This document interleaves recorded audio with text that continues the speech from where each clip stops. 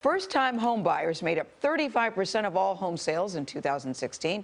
That number is expected to maybe jump to 52% next year. That's big. CBS News business analyst Jill Schlesinger is here to show us what financial plan might be the best bet for you. Good morning to you, Jill. Good morning. Let's start with the mortgage rates, because I remember the first time it was so traumatic. It was double digits back then. Yeah. But now you said it's raised to 4%, and that's considered a jump. Well, it's weird because before the election, if you were going to get a 30-year fixed rate mortgage, you were probably going to pay 3.25%, 3.5% for a 30-year fixed rate. Now it's up over 4%. Historically, seems good, 4%. Well, of course, historically speaking, 4% is amazing. It really is. But that jump is pretty dramatic. And the reason that rates have jumped is the market believes that under President-elect Trump's policies, where you get some more spending, some tax cuts, we'll see more growth. And so the Federal Reserve will have to raise rates faster. All interest rates will likely rise as a result.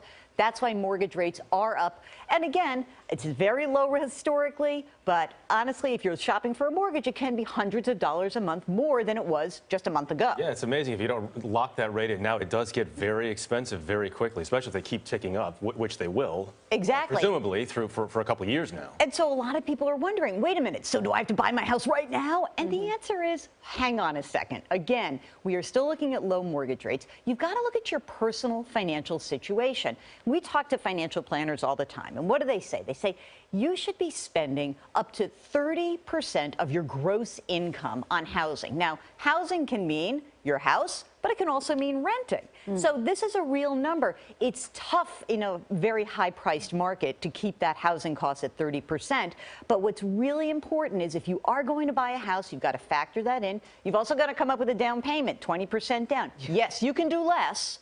But you know what? It's safer to do your 20%. And you've got to also factor in all those maintenance costs, because anyone who's a homeowner will tell you the boiler can break, the washer and dryer can What's the blow up. average age of a first-time buyer? Because I just read this morning that more millennials are now living at home. Well, more millennials are living at home because it is expensive to be renting or buying in many markets. The average age is still in the low 30s, about 33. If you want to buy a house, be clear. Run your numbers, rent versus buy. If you can stay in your parents and they're really letting you do that, rock on. Keep saving. No, don't want to date a guy who's still living at home. All right, you won't.